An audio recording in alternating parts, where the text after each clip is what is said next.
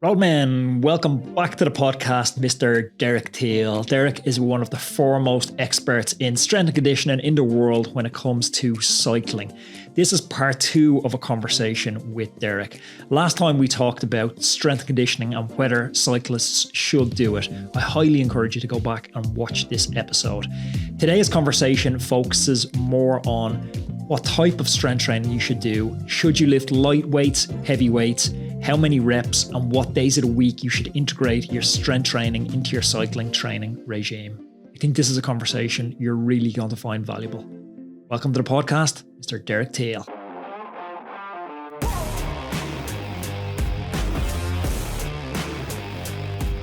Derek, welcome back. You're looking fit, you're looking healthy. Thanks. It's great to be back, man. An honor to be on the show again. Last time we spoke, and I'm going to link that down below, it was almost a part 1 of this conversation where it's should you strength train, the importance of strength training, and who strength training is suitable for. Today, I want to get a little bit more tactical and dive into, given that we know now we should be strength training and the evidence is pointing pretty unequivocally to that. And you even referenced off air the Tadej Pogačar podcast with Dr. Peter Tia just dropped, and when he was asked what's his big difference from 2023 to 2024. I want to get into the specifics now. When it comes to strength training, what's the fundamental differences between using light weights with high repetitions and heavier weights with lower repetitions from a cycling perspective? It's very similar to cycling training in that there are different zones to train. And to be the best cyclist, you want to train all the zones, but you can't do it all the time. And it's not going to be the most effective to train every zone all the time. So for you to lift lighter weights and do more repetitions, you're really just going to create a different adaptation in your body, which is going to be more lean toward muscular endurance. Now, the heavier you go, the lower the reps are going to get naturally. And that's going to be way more toward a pure raw strength adaptation. And then you have other specifics like the rate at which you move it, which could be more focused on power. You could have more of a muscle growth stage, which is considered hypertrophy and kind of between those two extreme rep ranges. And the truth is you want to do it in a way that they support each other, because if you even want just max strength gains and you're not conditioned to do it, or you don't have some type of muscular endurance base, you're going to go to the gym and do a heavy set of 5 squats or a leg press or something, and you're not going to be walking straight for days, maybe even a week.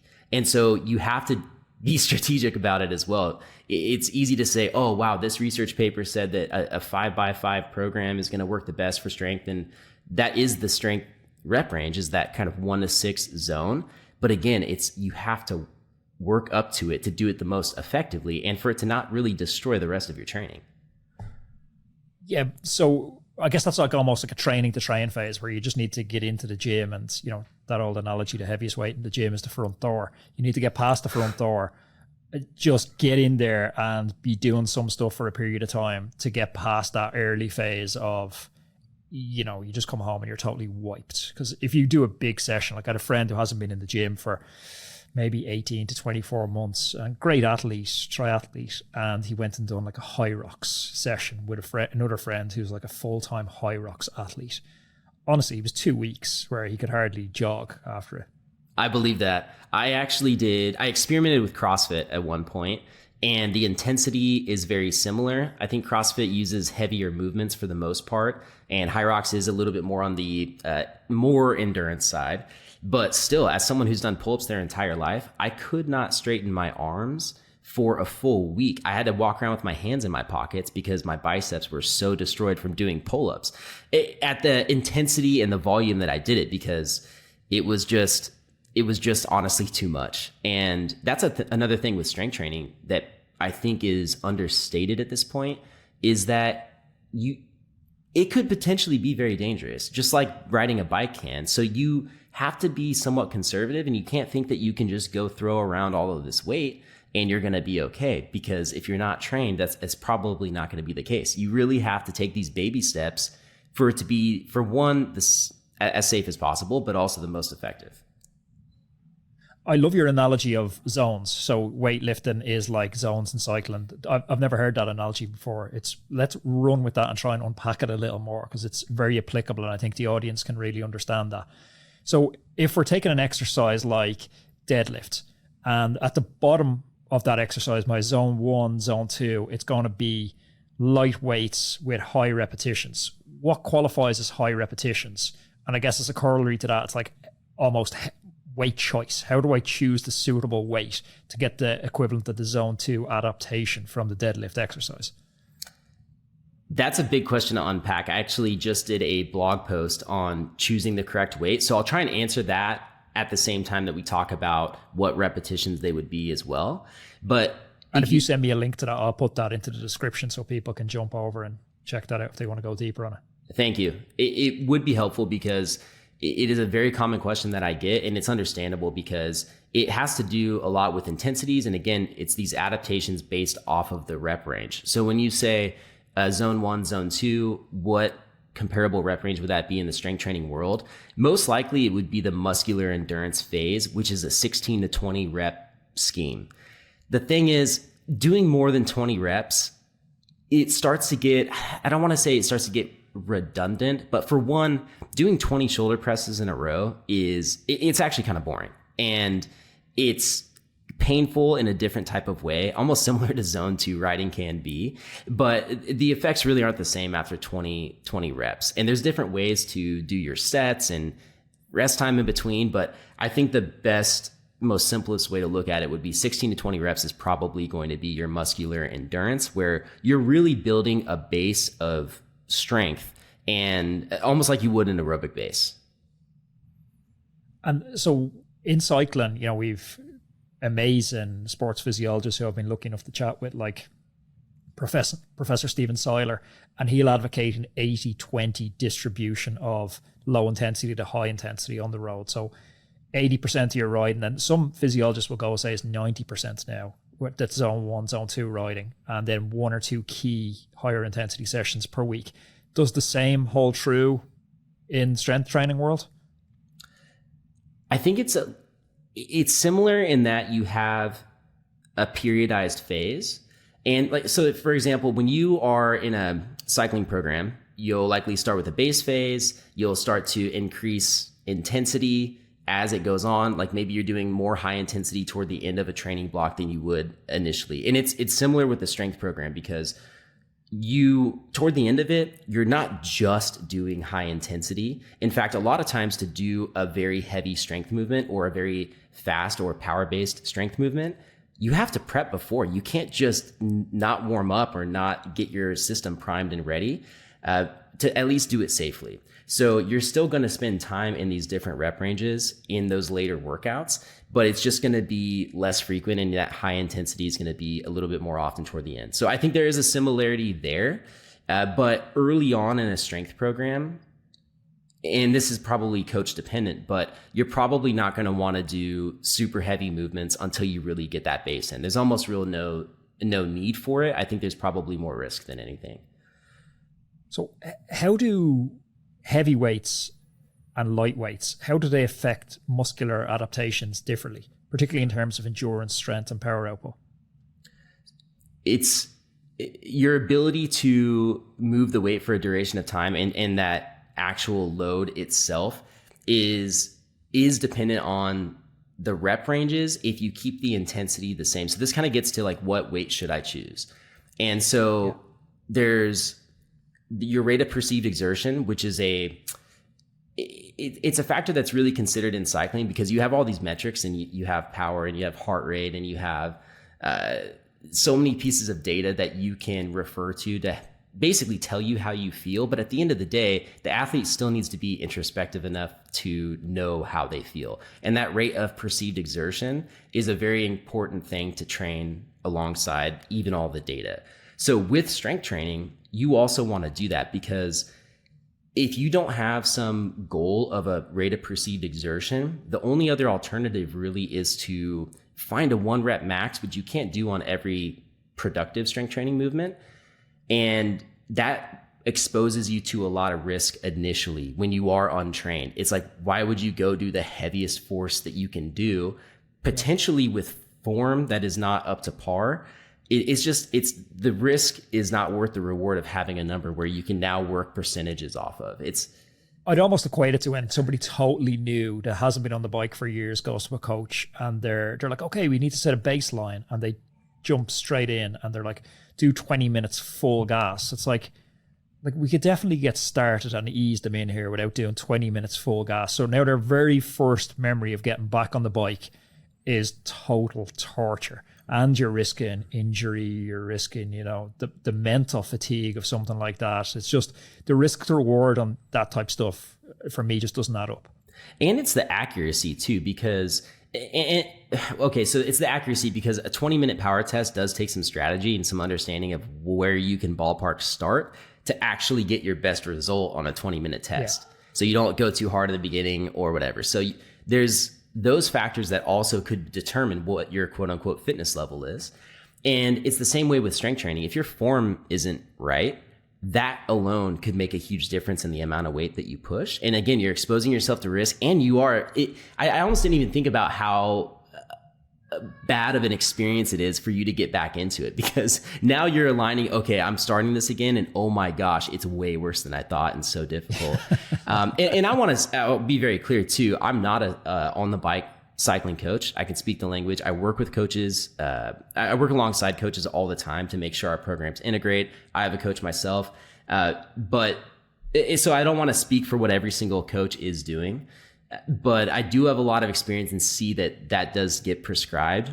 And I understand, because it makes a coaching numbers perspective, it makes things more tangible and easy from that side of it. But yeah, how does the person feel? All those things really do need to come into play. And that's where rate of perceived exertion is very valuable.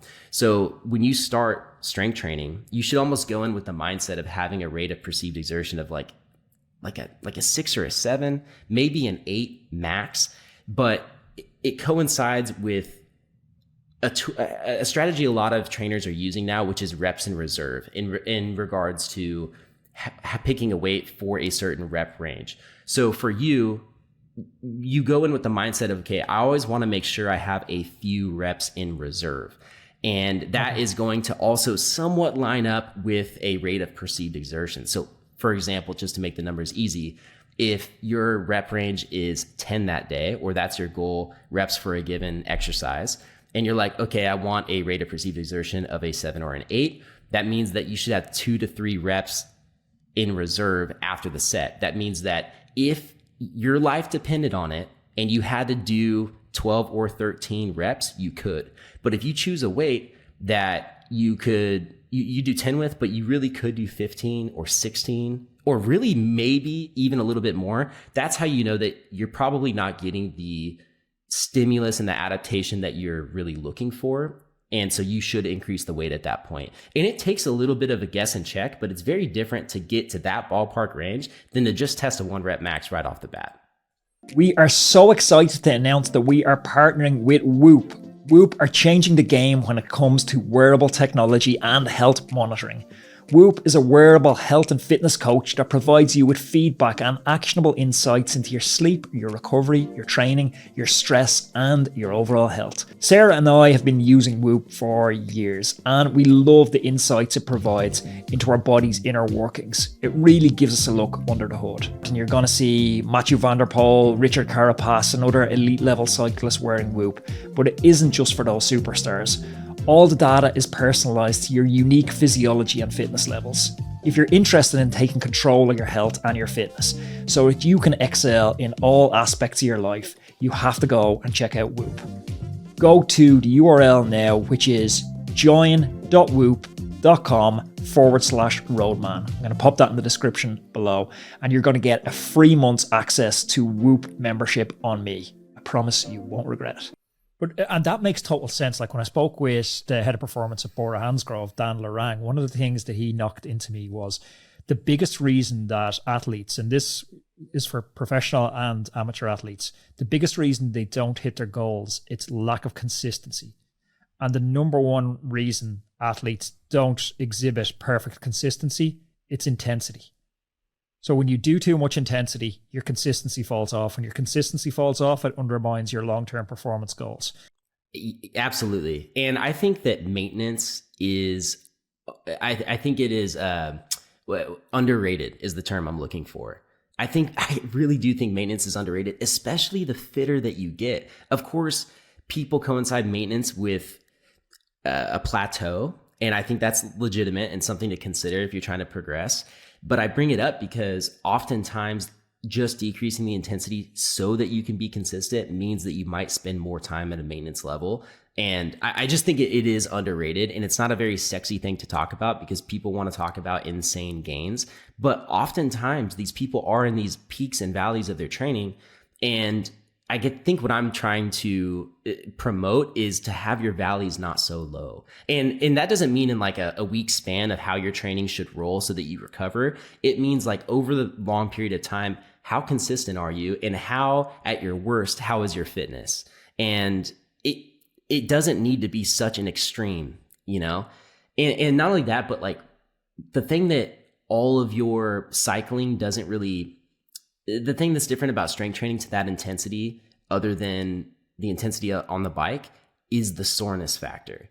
And this is something that your HRV score, your metric, your health data, and all these like readiness scores, they struggle to capture it.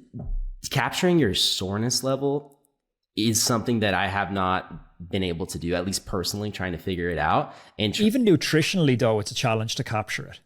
Yeah. And there's things that you can do to really improve and mitigate these risks. But that's a thing that people don't consider when they say, oh, just go to the gym and just do heavy strength work all the time, because that's the most effective for building raw max strength, which, yeah, of course it is. But also there's these repercussions that are different than what you would experience on the bike. And the soreness really probably is one of the biggest ones. I love that idea of the peaks and valleys. And that's something, again, that's been if I could pull out probably 10 recurring themes through the podcast, that would be one of the themes that most of the top sports scientists, physiologists, coaches agree on. That we're not very much defined by our peaks, the height of our ceiling. We're more long-term outcomes defined by the height of our floor. So we want to keep those bad days, those bad weeks, those bad months to a minimum. So with that in mind, how do you think about consistency? What does your optimum weekly training schedule look like? Amount of times in the door in the gym? This is something that I really worked through for years as a strength coach once I've started specifically working with cyclists. And I was actually my first client in this realm because I was starting to do a lot more trail riding, a lot more time just out in the endurance world. But I was training 3 to 4 days in the week pretty dang hard. And the confliction started happening quick. So I started thinking, what is the minimum that I could do in the gym to actually get benefit that doesn't interfere with my on the bike training? And the goal is to not set the bar as low as possible, but you kind of have to understand what that limit is so you can use it as your bar to maintain or progress in strength. And based on supercompensation, which is pretty much your recovery cycle, like anyone could go to Google and type in supercompensation and see how you do an initial session, your performance drops because muscle is broken down and you need time to recover. And ideally, you would recover beyond that initial level of performance. And there's this curve. Well, that curve rolls back to maintenance after about a week. And so if you're doing one session per week, there's a chance based on the combination of things you're doing, you could progress, but it's very unlikely. And it's more likely that you're just going to maintain whatever strength that you have. And also that tends to be the cycle of forever soreness. And this is why people will go in and train legs super hard and not train them again for a week, because it takes that long to recover and feel better again and probably be motivated again to do it. But if you only train it once a week, you are in the cycle of forever soreness because you can never really build based off of that previous adaptation, at least in a time frame that would be motivating for yourself or really efficient. And so doing 2 sessions a week gives your body a better opportunity to catch that recovery curve at the top, where it's saying, okay, we're recovered from that previous session. We've adapted to it and we're a little bit fitter than the previous session. And now we can do another one and keep that climb going. So doing 2 to 3, you think? 2 sessions a week, 3 sessions a week, depending on your ride volume. So 2 would be the bare minimum, I'd say, for anybody. But the higher your riding volume and frequency goes, then the more you want to hesitate on doing more than 2 sessions per week. If you only ride your bike 2 days a week, you could absolutely do 3 sessions in the gym and it probably won't affect it. But once that frequency comes up of the ride and the ride volume overall, it's going to start interfering if you do more than 2 sessions. So if I'm riding my bike 6 days a week, where am I slotting these sessions in? Say we're taking Monday as a rest day. I would definitely keep your rest day a rest day. Do not put strength training on your rest day, because if you're having a quality strength training session, there's enough intensity to where it is no longer a rest day. Again, your heart rate may not climb up the same way it does on the bike, but the effects to your body and the recovery needed it's not a rest day anymore. I see that with a lot of cyclists trying to just fit it in there. So don't do it on your rest day. If you ride 6 days per week, that means you're going to do 2 sessions per week, at least to start. If you're doing 3, you're likely a pro cyclist and it's the off season, because even the time management it would take and the commitment to do 3 sessions on top of 6 rides per week is a lot. So you're going for 2 sessions per week, and I would probably aim to do them on your shorter, high intensity days on the bike. And this is actually something I've changed my mind about over the years. But if you are putting a strength session on top of a easier ride day, when you're supposed to be getting some recovery from that ride, now all of a sudden you don't get that recovery, and then you slowly start to burn out. So ideally you would put your strength training session with a shorter, high intensity day on the bike, because if you put them on top of a zone 2 ride, a day that your coach is probably hoping you get some form of recovery, you're still building up volume in your aerobic base, but it's not really that damaging. If you put a strength training session on top of that, all of a sudden those effects from the ride are not going to be as effective, because you're not resting enough on those days. It's not a pure rest day, but again, it's a day that you probably are recovering from harder efforts. Roadman, I know how serious you take your goal setting, whether they're fitness or life-related goals. If you're looking for a powerful ally to support you on this journey, look no further than Huel. Huel has become my secret weapon for when I don't have time to prepare a balanced meal. It ensures I get the nutrition I need without sacrificing time or taste. Plus, it stops me from reaching for that takeaway menu. I always throw a bottle into my backpack when I'm heading into the city to work, and it stops me eating junk convenience foods, snacking on croissants and bars of chocolate, because I know they don't support my training goals. It's a handy, nutritious meal on the go, and it's got over 22 grams of protein. Huel is perfect for athletes that don't have time to cook or prepare food before a training session. It's convenient, nutritious fuel at your fingertips, ensuring you hit your daily fueling needs for that session. Huel Ready to Drink has 26 essential vitamins and minerals in every single bottle. You're getting a whopping 175 health benefits. Plus, it's made from natural ingredients like topeka, sunflower seed, coconut, and more. The best part is the flavors. There's 8 crazy, beautiful flavors. Iced coffee is what's in my backpack right at the moment. You can get Huel directly to your home. All you got to do is head on over to the Huel website, huel.com/roadman. So you should probably There's almost stack like that. a type of, sorry to cut across here, there's almost a type of, you know, when guys are getting started and they're Cat 4 riders and they don't really know anything about cycling. The biggest mistake that I've seen through the years, and you've probably seen it as well on club rides, I'd call it like headless chicken riding. They're quite time crunched, so they don't really prioritize training easy. They look to get an adaptation from every session, and they end up riding hard in every session. Like, I've only got 60 minutes to train, so to go out the door and ride hard. But it's not possible to ride unless you're super motivated. Just leave the door after work and go for a zone 4 ride. Mm-hmm. So everything kind of falls into this middle zone 3 sweet spot riding. And when you zoom out and you look at a macro view of their training plan, then hard days aren't hard enough, easy days aren't easy enough, recovery days aren't restorative enough, and they fall into just total gray zone.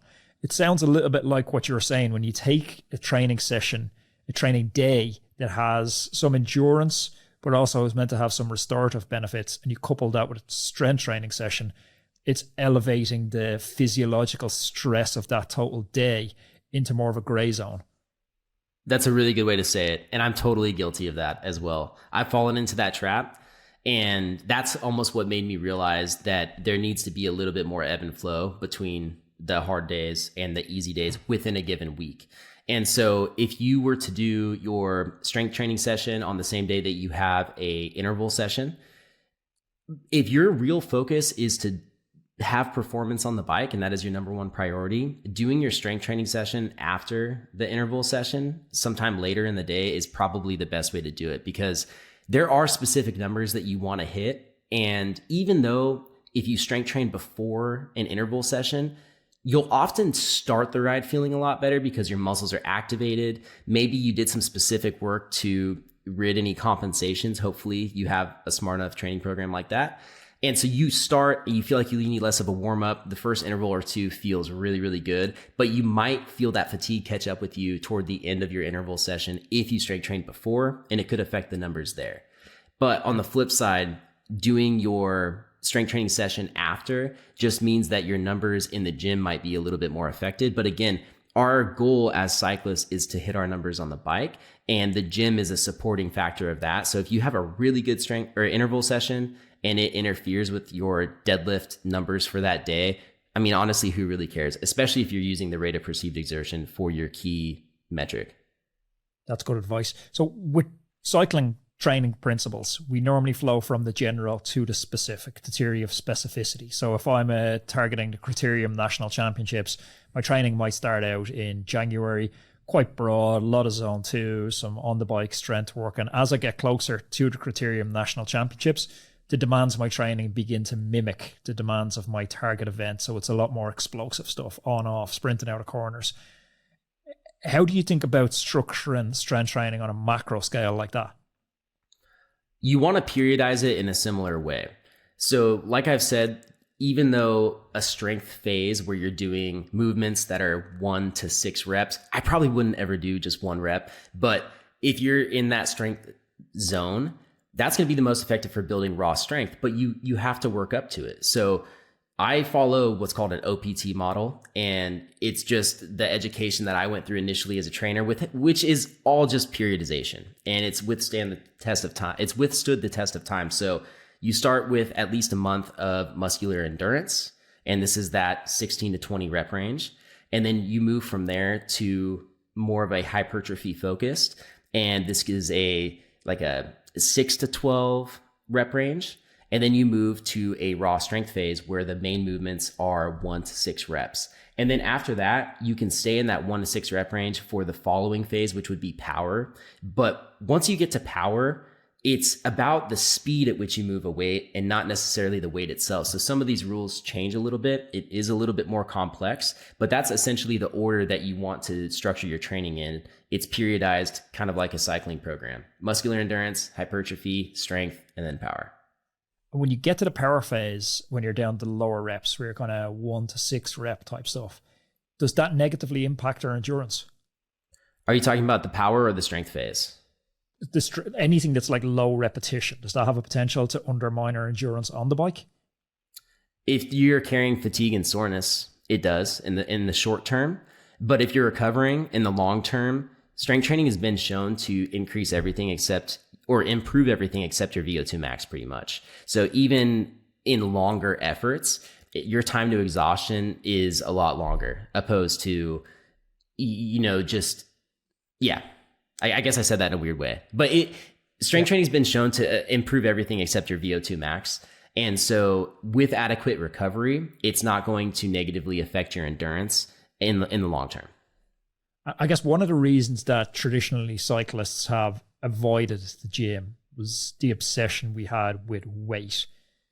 What's the latest research saying between the links between strength training and weight gain?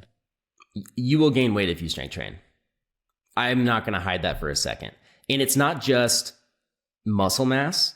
There's a little bit of water weight because water is now coming into your muscle to help it repair. But you also have bone density. But Anthony, you just experienced a crash where you were shocked with actually how little injuries you had, especially bone based. And you've been running and you've been strength training. 2 of the things that improve your bone density better than anything. So you have to ask yourself, it's like, what is the real goal? Is it long-term consistency, which we also just talked about is one of the best factors at your overall performance? If so, you have to make yourself a little bit durable. And even Tade was just on a podcast talking about how the biggest thing that he changed coming into this season was more core work, more strength training, and more off the bike work like running. And so to rule it out because you're going to gain a kilo or two, it doesn't make sense in my opinion, especially when you could just be making that muscle more efficient as well. So oftentimes if you don't strength train, you have muscle that's not being utilized to its full extent. So yeah, maybe you do have glutes and hamstrings. I mean, everybody has glutes and hamstrings, but maybe you have what looks like active glutes and hamstrings. But if they're not functioning and supporting your pedal stroke, if your glutes and your core aren't supporting your back, you could have muscle that is there, but not being utilized to its full extent. So to make your body as efficient as possible, you have to strength train to make sure everything is working together and supporting each other. And if that comes with a little bit of weight gain, it is well worth it in my opinion. I don't think anybody that implements strength training and gains a little bit of weight regrets it unless they're on the very extreme end. The people who go too hard with strength training 3 days a week, beat themselves down, they're constantly sore, they also gain weight, and part of it is a lot of inflammation because they're so beat down. They have a negative experience and they're like, I just didn't feel as good on the bike. And I'm like, well, no wonder you went way too far with it. So again, it's find that minimum base that you can consistently do that keeps you motivated and doesn't beat you down that way. It's probably going to come with some weight gain, but as long as you're building that strength appropriately, in my opinion, making sure you include functional exercises, then you'll be more efficient on the bike. It'll be well worth the weight gain. How do you think Tade would have optimized, or Tade's strength coaches would have optimized his strength training routine to minimize weight gain? Because obviously weight, when his goal, where I might have conflicting goals, performance might be important to me, but longevity is also important to me. Being resistant is also important to me. His goal is likely just high performance.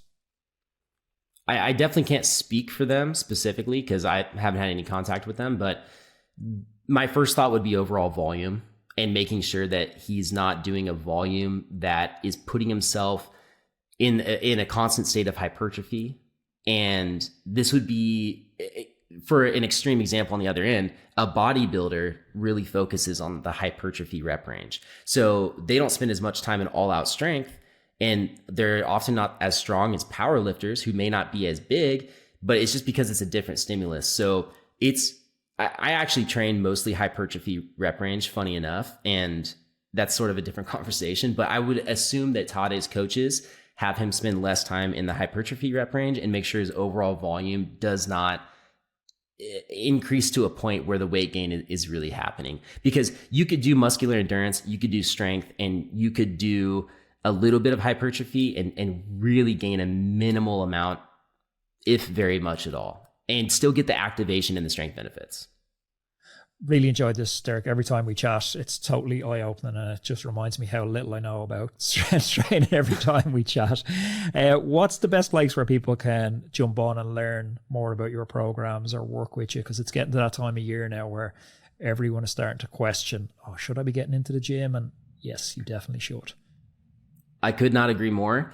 And making sure you find a program that is realistic for you to execute week in and week out, not only through the off season, but moving in toward even a maintenance phase when you're doing your races and your events throughout the year. So go to dialedhealth.com. That's dialedhealth.com. And you can get a subscription there, which actually gives you access to every single platform and workout that I've built, and you can have access to it. So you can go there. You can also follow me on Instagram at Dialed Health, or listen to the Dialed Health podcast where we discuss very similar topics.